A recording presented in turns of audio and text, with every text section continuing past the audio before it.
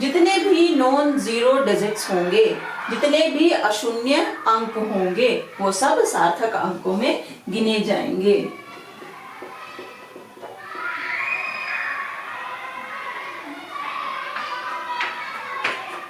सभी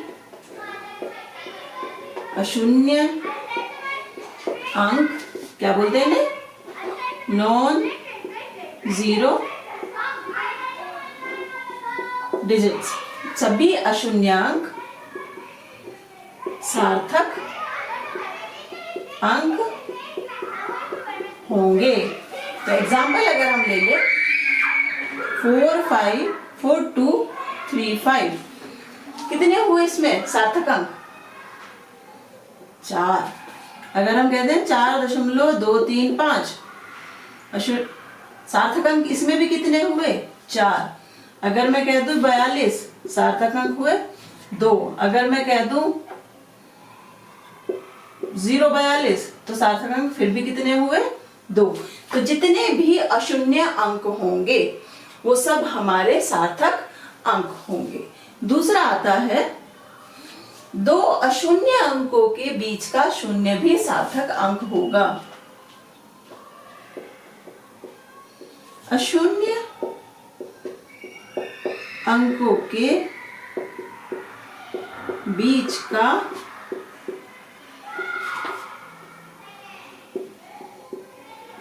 शून्य भी सार्थक अंक होगा। तो जैसे अगर हम लिखें 402, तो अभी तक पहले में क्या कहा था? सभी अशून्य अंक वो सार्थक है, तो 1 2। दूसरे रूल से दो अशून्य अंकों के बीच का शून्य भी सार्थक अंक होगा। तो यहाँ पे सार्थक अंक कितने हुए? 3। पर 402 की जगह अगर मैं 420 लिख दूं, तो यहाँ पे केवल सार्थक अंक होंगे 2, क्योंकि ये 0 अशून्य अंकों के बीच में नहीं आ रहा, एंड में आ रहा है। अगर 0 एंड में या पहले आए ऐसे, तो वो सार्थक अंक नहीं होगा। अगर हम कहें 3 0 0 0 0 6, सार्थक अंक कितने हुए? 1 1 2, और अशून्य अंकों के बीच के 0 भी सारे सार्थक होंगे। तो 1 2 3 4 5 6 सार्थक अंक हो गए 6। तीसरा रूल, इसमें बच्चे कंफ्यूज होते हैं सबसे ज्यादा। तो इसे हम कहते हैं, अगर हमारे अंक की शुरुआत 0 से हो रही है,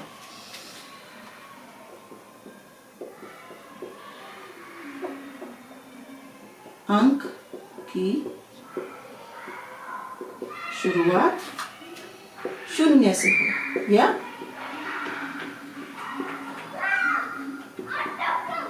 0 से हो, और इसमें 0 से जो शुरुआत हो रही है उसमें क्या होता है? दशमलव वाले 0 से शुरुआत हो रही है, ऐसे नहीं, ऐसे शुरुआत हो रही है 0 0 2 5। तो दशमलव के बाद जितने भी 0 होंगे वो सार्थक अंक नहीं होंगे। दोबारा से रिपीट कर रही हूं, कोई दशमलव वाला नंबर है हमारे पास, पॉइंट वाला नंबर है कोई हमारे पास, और उसकी शुरुआत 0 से हो रही है, तो दशमलव के इमीडिएटली बाद में, दशमलव के एकदम बाद में जो 0 है वो हमारे सार्थक अंक नहीं होंगे। तो यहाँ पे सार्थक अंकों की संख्या क्या हुई? 2। जैसे ये नंबर ले लो 0.0006, तो यहाँ पे कितना हुआ?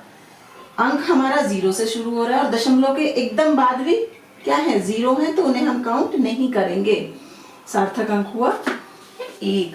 अगर मैं ऐसे कह दूं 0.00200006, तो अब कितने हुए? अंक हमारा 0 से शुरू हो रहा है, दशमलव के इमीडिएटली बाद जो 0 है उन्हें हम काउंट नहीं करेंगे। फिर आते हैं हमारे अशून्य अंक 2 और 6। दूसरे रूल से देखो, नॉन जीरो अशून्य अंकों के बीच में जितने 0 हैं वो भी सार्थक होंगे। तो यहाँ पे सार्थक अंकों की संख्या कितनी हुई? 1 2 3 4 5, 5 हमारे सार्थक अंक हुए। अगर इसमें हम ऐसे ही एक और एग्जांपल लेते हैं 0.0100, तो अब बोलो, इससे भी कंफ्यूज हो जाओगे, ये नेक्स्ट नहीं उसमें बात। या एक और एग्जांपल ले लें 0.0102, अब बताओ कितने हुए, जल्दी। 0 से अंक शुरू हो रहा है, दशमलव के बाद जो 0 आएगा उसे हम काउंट नहीं करेंगे। उसके बाद के जितने भी अशून्य अंक हैं और अशून्य अंकों के बीच में जितनी भी 0 है वो सब काउंट होंगी। तो सार्थक अंक हुए हमारे 3। नेक्स्ट आता है हमारा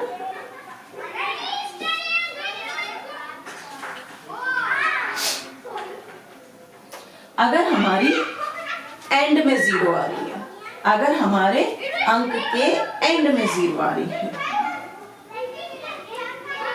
अंक के अंत में, और अंक कैसा है आपकी बारी में, दशमलव वाला अंक है, अंक के अंत में, क्योंकि यहाँ पे भी हमारे अंक के अंत में 0 आ रही थी जिसे हमने काउंट नहीं किया था। ये जो है, ये जो दोनों नियम है, शुरुआत में 0 और एंड में 0, वो केवल और केवल दशमलव वाले अंकों में है। अंक के अंत में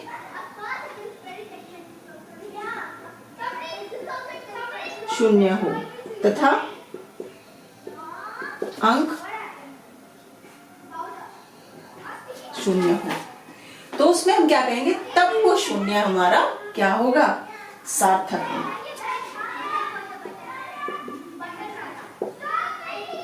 तब वह शून्य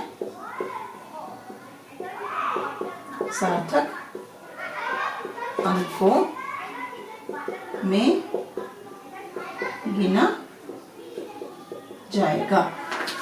तो कैसे हुआ, ये देखो 0.0025, फिर 0। तो हमने क्या कहा कि अंक के यहाँ पे क्या हुआ, ये 0 हुआ हमारा, 0 से शुरू हो रहा है, तो दशमलव के इमीडिएटली बाद के 0 हमारे सार्थक अंक नहीं होंगे।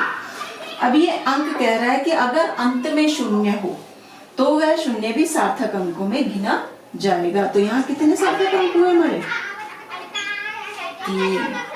अब अगर हम ऐसे कह दें 0.002500, अब कितने सार्थक अंक हुए इसमें, ये तो काउंट नहीं होंगे, दशमलव के बाद के हैं एकदम और शुरू में 0 है, ये तो काउंट होंगे, ठीक है, अशून्य अंक है, एंड का 0 भी काउंट होगा। अब इस 0 का क्या,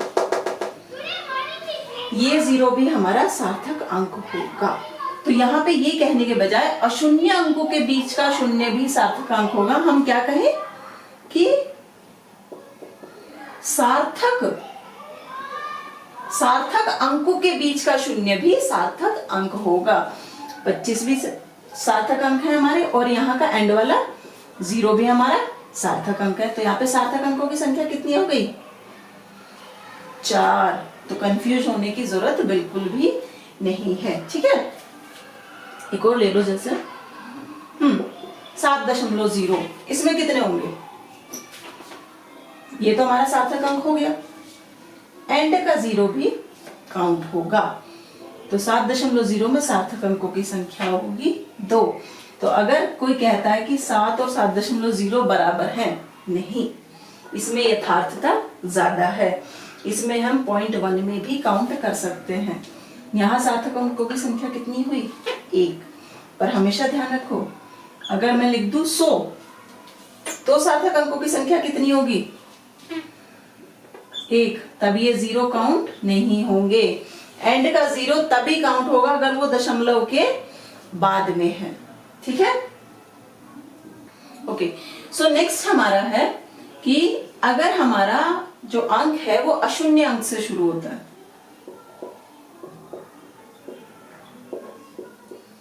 अशून्य अंक से शुरू हो, तो उसमें सभी शून्य तथा अशून्य अंक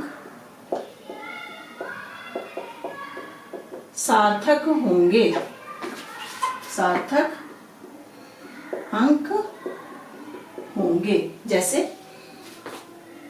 लास्ट में हमने क्या किया था कि जब हमारा अंक शून्य से शुरू हो, हम ये कहते हैं ना 0.005, तो सार्थक अंकों की संख्या क्या थी, 1। पर अब हम कह रहे हैं कि अगर अंक हमारा अशून्य से शुरू हो, अगर यहाँ 0 की जगह 2 हो जाए, तो इसमें जितने भी 0 हैं दो सार्थक अंकों के बीच में जितने भी जीरो हैं सबके सब सार्थक होते हैं। तो यहाँ सार्थक अंकों की संख्या क्या हो जाएगी? 4। तो कभी कंफ्यूज नहीं होना इन सब चीजों से। अगर मैं कह दूं 2.0050 ये अशून्य है इसलिए सार्थक, दो सार्थक अंकों के बीच के जीरो है इसलिए ये सार्थक, अंक हमारा जीरो पे खत्म हो रहा है, दशमलव के बाद जीरो पे खत्म हो रहा है इसलिए ये भी सार्थक। तो सार्थक अंक कितने हुए? 1 2 3 4 5 सार्थक अंक। नेक्स्ट नियम हमारा आता है कि अगर किसी अंक में 10 की घात से गुणा हो तो उसका सार्थक अंकों पे कोई फर्क नहीं पड़ता।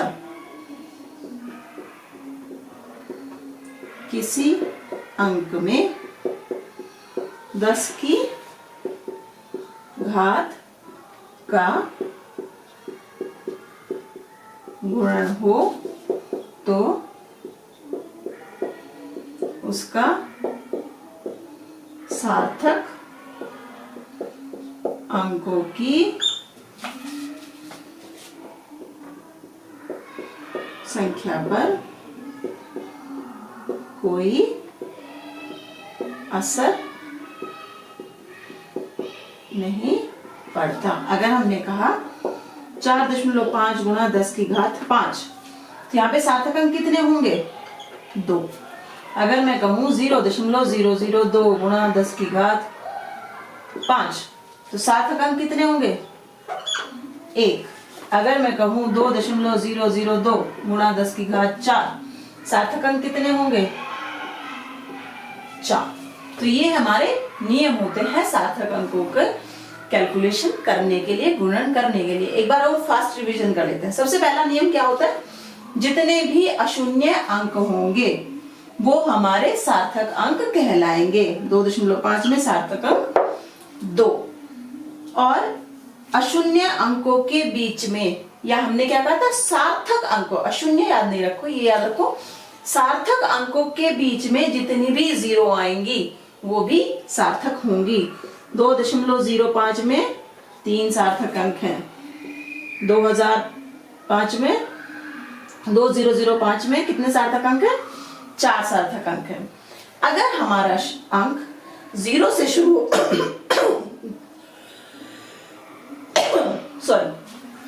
अगर हमारा अंक 0 से शुरू हो रहा है और दशमलव के बाद भी 0 है तो वो 0 काउंट नहीं होंगी। ये 0 से शुरू हो रहा है, दशमलव के बाद की 0 काउंट नहीं होंगी।